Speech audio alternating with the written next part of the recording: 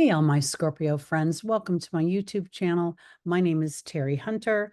I'm an intuitive astrologer, and I'm here today with your August 2024 monthly horoscope.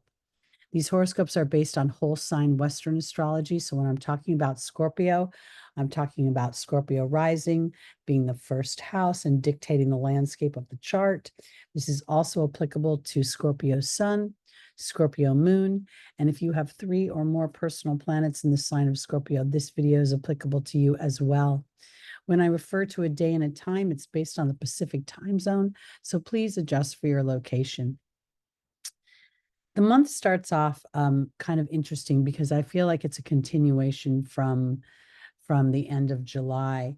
At the end of July, we saw Pluto making let me go this way. Pluto made an aspect to Mercury that was forming a transit yod, and Mercury is stationing to go retrograde. It's currently at 3 degrees of Virgo. It will go to 4 degrees to a Virgo, and then it will retrograde on August 4th back into Leo. It will spend almost the entire month until the 28th in retrograde, and then it will move forward again. This is significant because as Mercury went over and crossed the cusp line, it became in an exact yod to Neptune and to Pluto. Now, as it retrogrades, we're going to revisit that dynamic, meaning whatever came into your awareness, or potentially whatever you might have had a feeling that something was weird or off, or something was coming, the winds of change kind of idea, and yet you can't put your finger on it. And I think that can be attributed to your ruling planet Pluto making a square and a half to Jupiter in Gemini. Gemini is your 8th house of transformation. And this square and a half to me feels like sort of the square feels as if I know what some of the tension is. I can identify something. And then the half square kind of feels like something, again, that's sitting underneath that I'm not quite sure why I have a sense of trepidation, anxiety, the winds of change. There's an uncomfortable feeling underneath it. And I think that has something to do with Mars's growing conjunction with Jupiter, as well as Jupiter having to spend time really looking at the everyday details of life. Gemini rules our everyday communications. It rules the way we think, the way we speak, the way we hear things and process them. It rules the roadways, our escalators, our skateboards, our errands. I mean, literally, the Mercury and Gemini energy touches every aspect of the human existence at this point. So here, there's a transformation going on of some kind, and it could very well have to do with money, because the 8th house naturally rules money. You naturally rule the 8th house. Jupiter brings expansion and wealth, and Pluto also rules money. In fact, other people's money. So you may have concerns. You may be wanting to broaden your reach out on the internet or within your social groups. But at this time, I feel like there's a little bit of, I would sort of put that on hold, not only because of the Mercury retrograde, but because of Saturn is starting a square to Jupiter as well. So when we go to Jupiter, we see Jupiter is making a square and a half to Pluto. Pluto is in Aquarius, which is your 4th house. So this could actually bring up some ideas or things about, conflicts within your hopes and your dreams and your daily obligations to your home life, your responsibilities, or it could even bring up some things about how you were raised, your childhood. And then Saturn over here is in your 5th house of your creative endeavors, your sense of self, meaning your creative self, your genius. It's also where you find your entertainment, your fun, your pleasure, your romance. And there's a square going on here. So this is a very tense aspect, and so is this. So we've got kind of a challenging dynamic with Pluto. Pluto rules criminal behavior. Mars co-rules Scorpio, rules war, and this is war over beliefs. And there could be a feeling of a bit of wanting to just, go against the grain and not do what has been expected of you, Scorpio. I also think that this Saturn energy in your fifth house, as it's retrograding, is giving you an opportunity to really root in your before you endeavor anything creative. And Pisces is a very creative sign. I think it's super important to also, connect with your inner being, your soul, your divine team. And in doing that, it will help ease these squares and this square and a half. It will help bring a sense of reason to what might feel unreasonable. Saturn rules government, it rules authority, it rules restriction and limitation.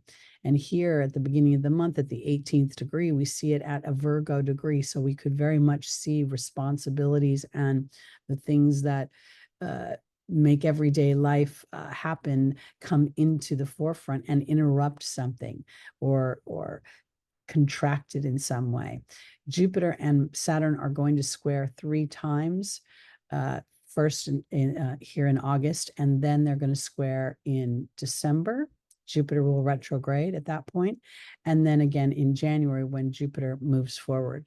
So it's this is something we're going to visit a couple of times, and I do think we're going to see some things out in the media or within our outside environments, not necessarily our personal lives, but the lives that swim in amongst the rest of the herd of the earth. We have on the 4th, which is a very significant day, we go and we start this day with a new moon in Leo, and that happens at 4:13 a.m.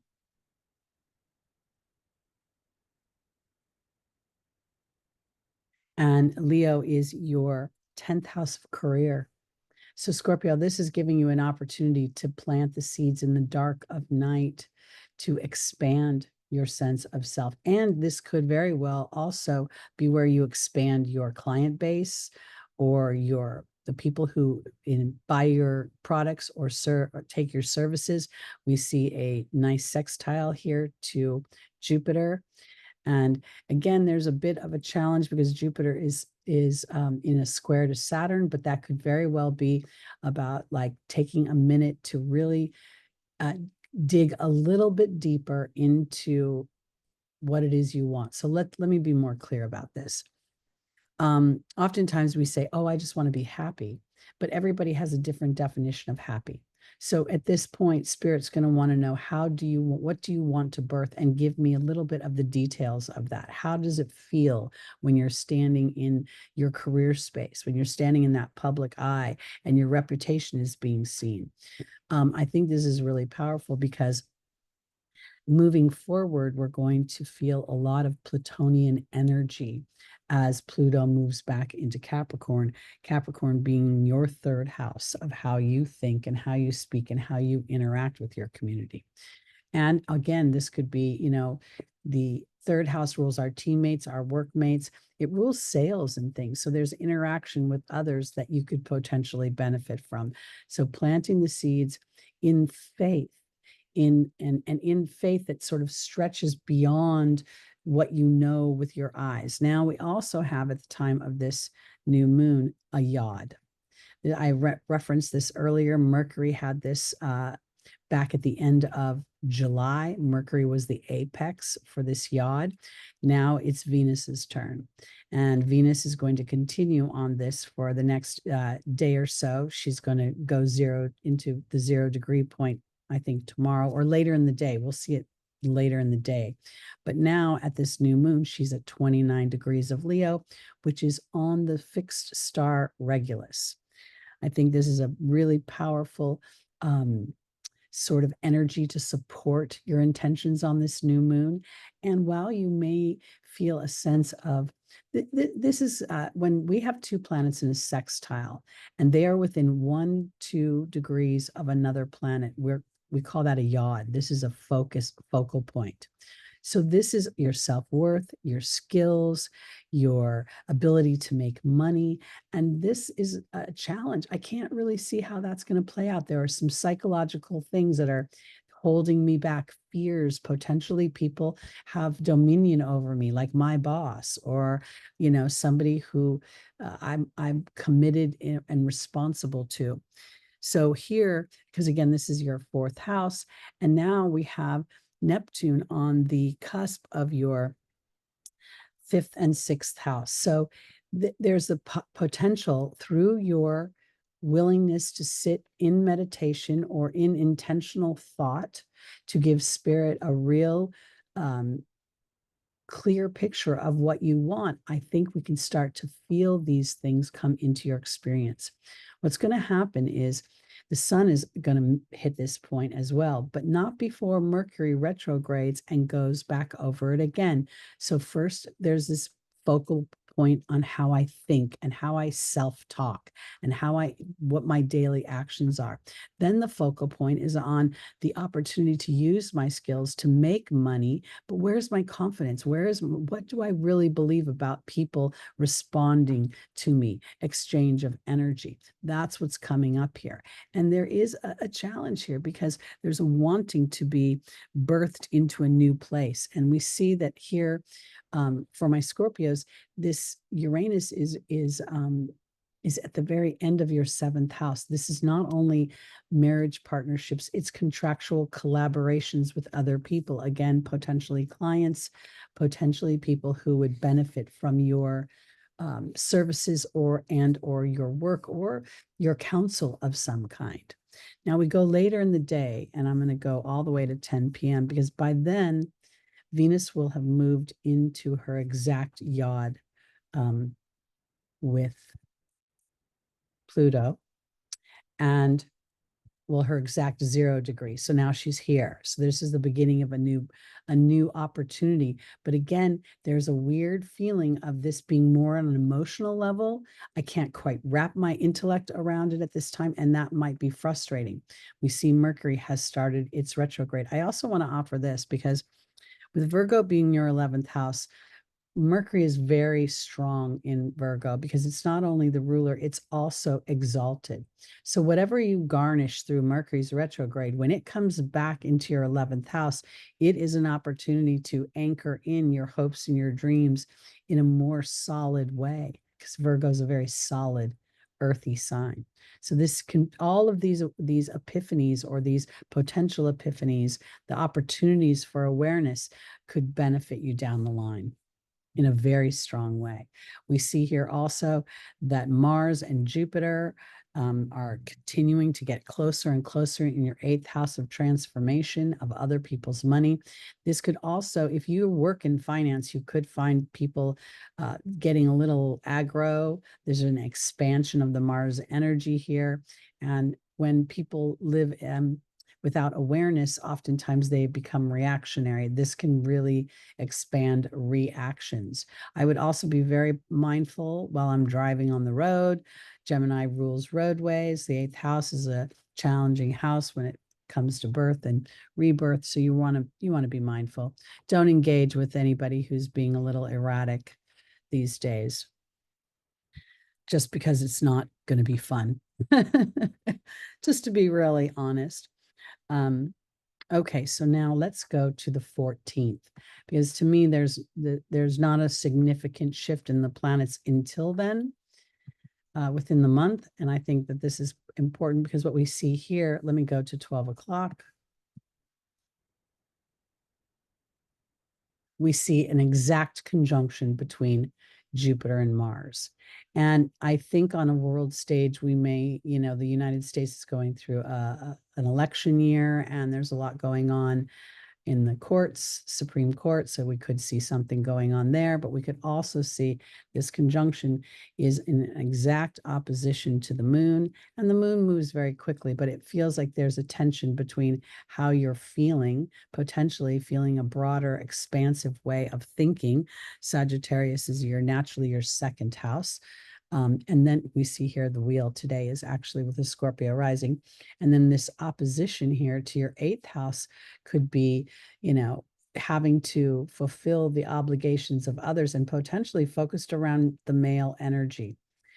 We see also that this conjunction between Mars and Jupiter is in a square to Saturn, creating a T square. So we can see here from the moon to Saturn, Saturn up to these two planets, and then back around. So Saturn is a focal point, and that focal point could very well feel a restriction of some kind of my creative juices because of things that are going on outside of myself. Something either historic comes up that, throws me a little bit off, or potentially things outside of myself are restricting me, some responsibilities, some obligations, some duties. And it could be very challenging.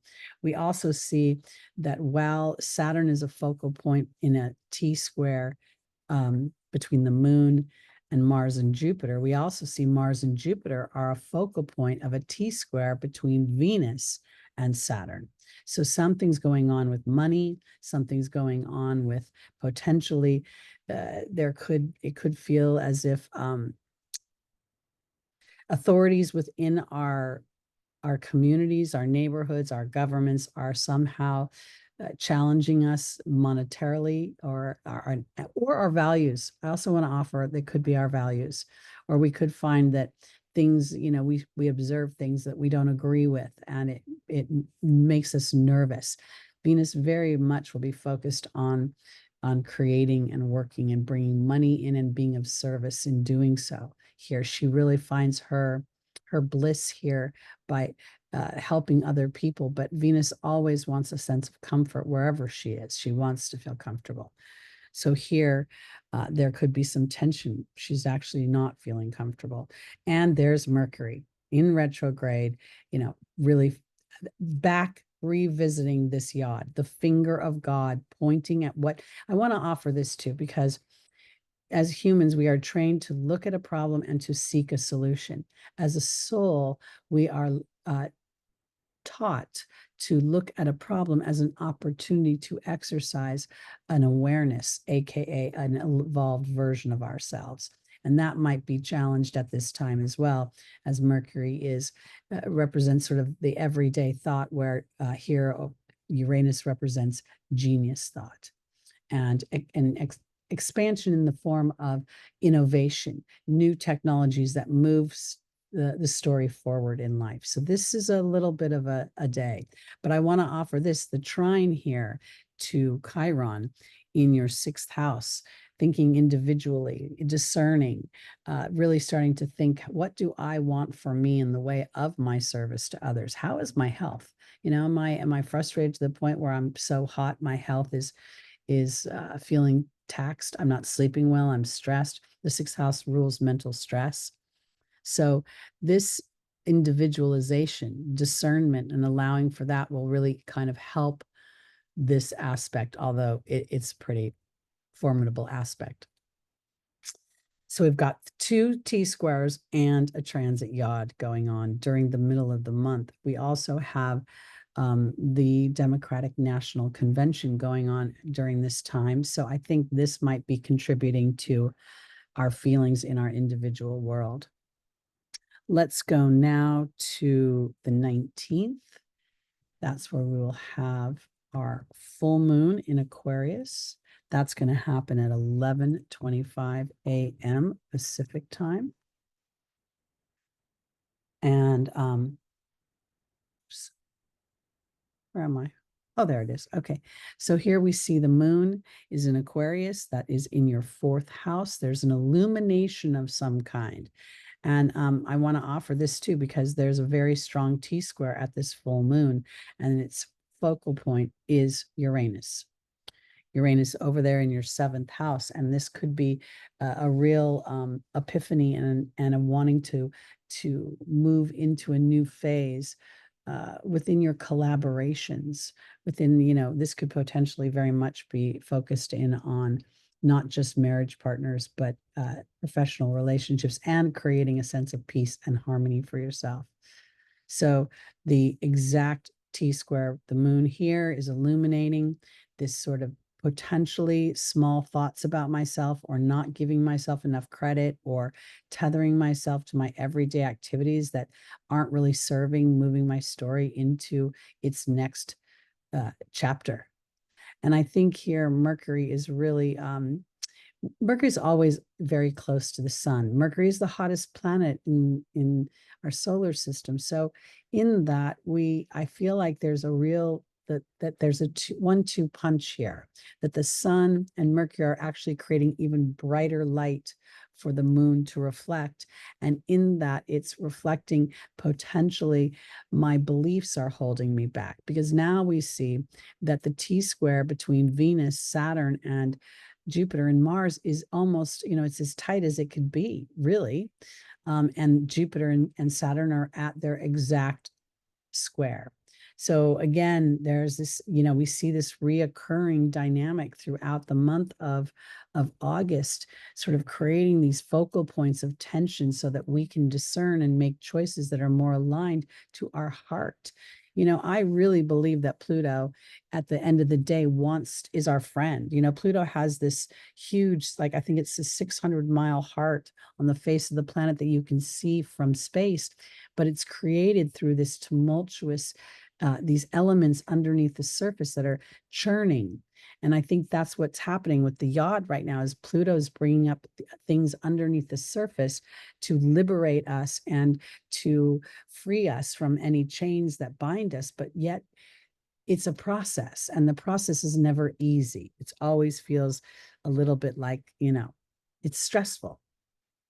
So now we go to the 22nd, and that's where we'll see the sun now joins into the yod with its turn. It has its turn. And this is going to be focused on, your ego, your drive, your ambition, the things that you want in the way of how you're perceived by others. The sun very much to me feels like it's sort of the face that people see, but it's not always necessarily reflective of who and what I am on the inside. So here there's going to be a real kind of a focal point of defining that, of looking at that in a way that comes from underneath the surface. And not your fears, not your trepidations, not your story, not your history, but rather the 2.0 version. And it may not be easy. Here's Uranus wanting to do that, but it's still a little bit of a challenge. It's hard. It's hard for the human to imagine things conceptually. That's why experience teaches and words don't teach. Words just lead. So we go to the 28th, and we'll see Mercury has gone direct. I believe it's later in the day. Yeah, let me go a little later in the day. Let's try 6 p.m. Where's my little Mercury? And Mercury has gone direct at 21 degrees of Leo.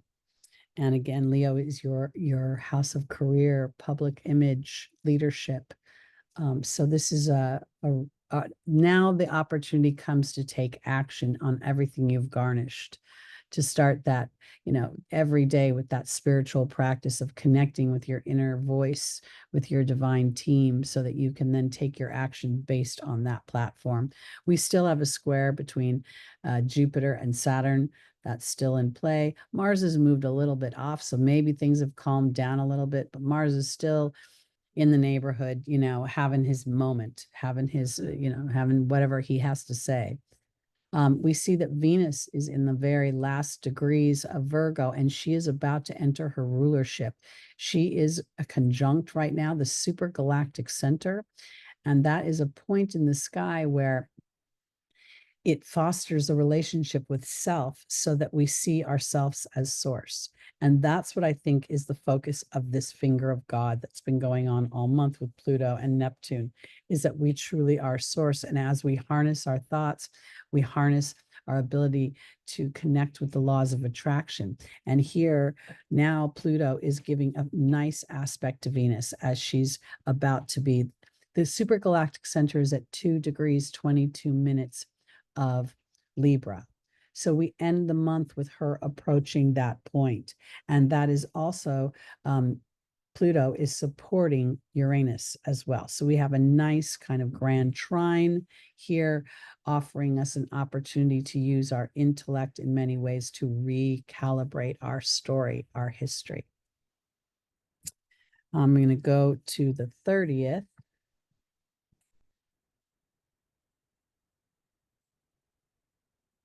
And we will see that Libra, that Venus has moved into Libra. She's now at 1 degree. She's in an opposition to Neptune.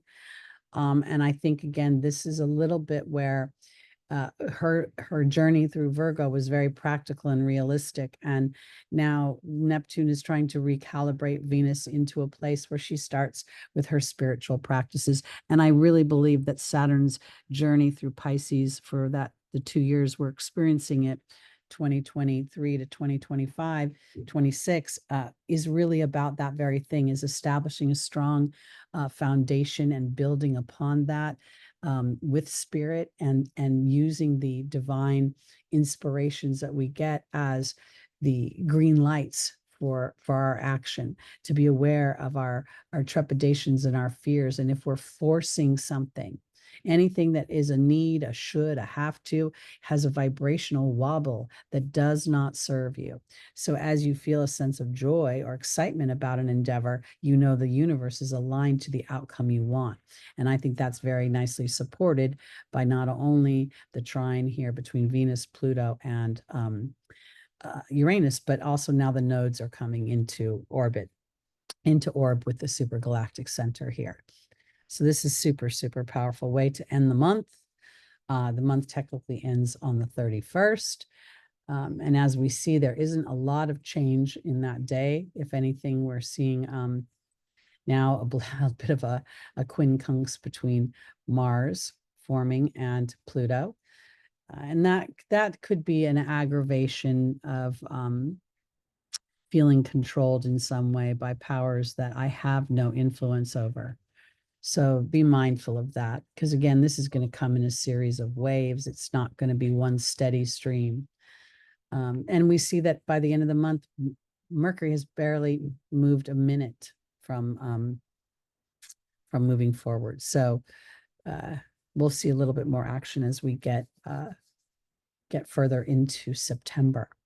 And in September, we're going to experience, I believe, some of our eclipses are going to start to show up. If I remember correctly, around the 17th, we'll have a partial lunar eclipse. So that's it for me, for my Scorpios for August 2024. Again, my name is Teri Hunter. I'm an intuitive astrologer. Please join me Sunday mornings live, 11 a.m. Pacific time, where we look at the week ahead's transits and we do an angel card reading and we pull a tarot card to get the angel's advice for traversing those transits. Please like, please subscribe, please share, and please comment, and I will see you in September. Have a great August, my Scorpios. Lots of love.